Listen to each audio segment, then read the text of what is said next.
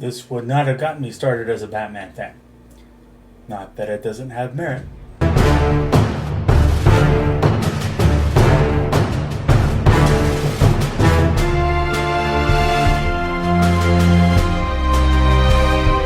Welcome to my channel, KC, that's me, Carrie Chug, the Sledge Storyteller, here to talk about the wonderful world of storytelling and to open up discussion about how we can tell the best stories we can. So, right now, as of late, we've been having a discussion with movies, everything good and bad from a storytelling standpoint.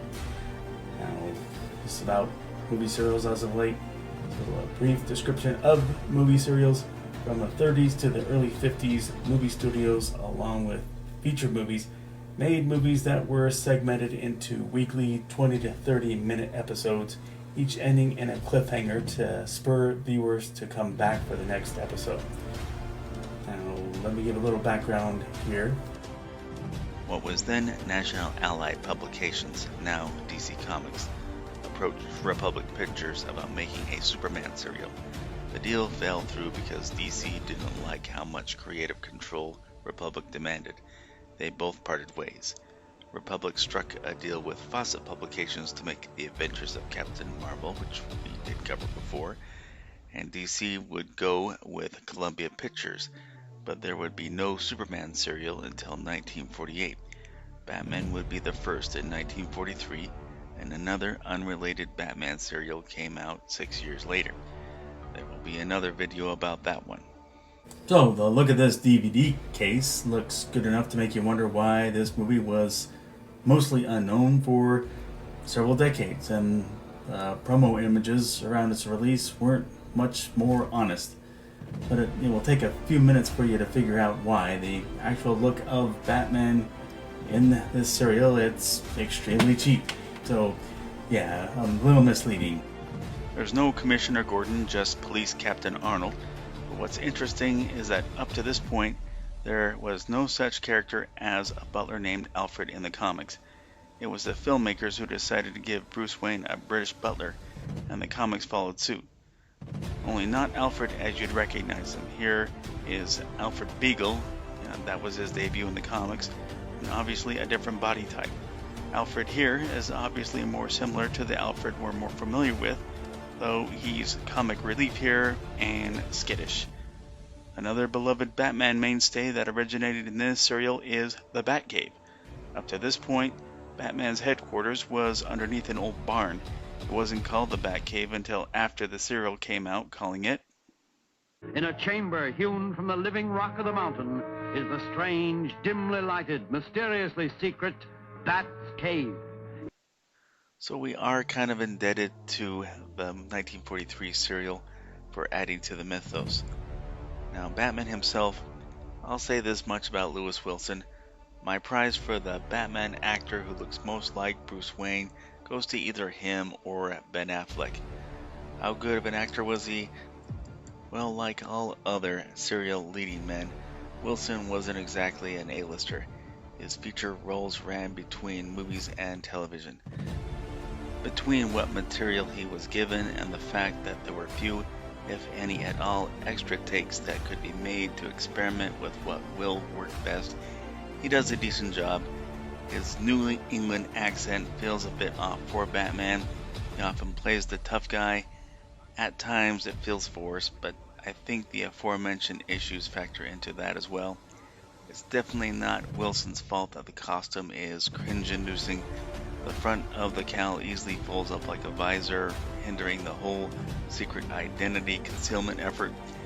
The ears look more like devil horns and appear like they're cotton-filled. While Wilson looks slim enough, certain camera angles make the costume look baggy, or depending on where he's positioned. But overall, in terms of movie serial expectations, Playboy enough as Bruce Wayne, tough enough as Batman, for the most part. Move on to Robin. Douglas Croft is the quintessential Golden Age Dick Grayson, which kind of means he gets annoying at times. But he does get the job done to serve Robin's initial purpose when he was first created in the comics, to make Batman's expository dialogue less awkward, just so he's not simply talking to himself. Thankfully, his costume is easier to create without making him look cumbersome, as often is the case with Batman. And with that, they do manage to work his action choreography with convincing agility. You still really have to work at looking past the liability of his involvement that would come into the real world. It kind of helps to know that in real life he was 16. Overall, we do get a faithful Robin, not always a plus for me, but he serves meaningful, if not transactional purpose. Then we have the obligatory love interest in Shirley Patterson as Linda Page. She's got the looks you'd expect a hero's love interest to have, and plays up the kind of love interest you'd expect one who likes Bruce, but gets frustrated over his seemingly indifferent outlook of everything, while the audience knows that secretly Bruce Wayne is concerned, but feels the need to put up the playboy facade to throw her off of what she's really doing. She's a good enough actor, and like Robin, serves her purpose, dare I say, better than Robin. Now the cringiest part of the serial, and those watching this who have seen the serial before know exactly what I'm going to get into. Dr. Daka is the serial's villain, a Japanese national. Of course, this was made during World War II, mind you, and mad scientist bent on infiltrating the United States and capturing Americans to turn them into zombies, Linda's uncle being one of them.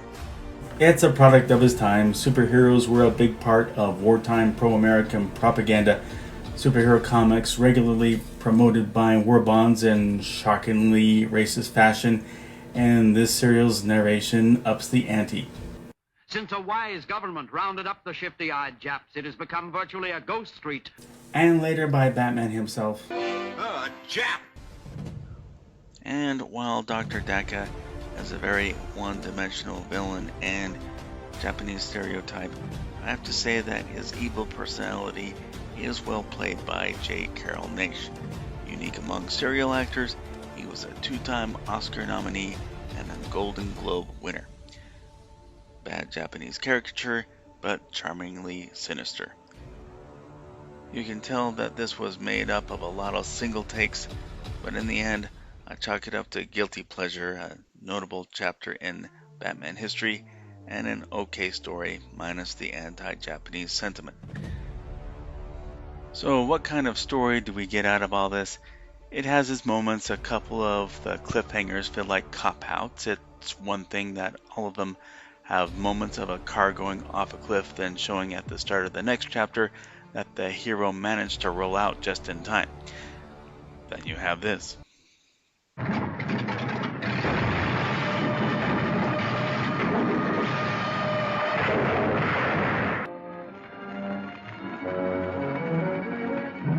So that's my take on the 1943 Batman serial.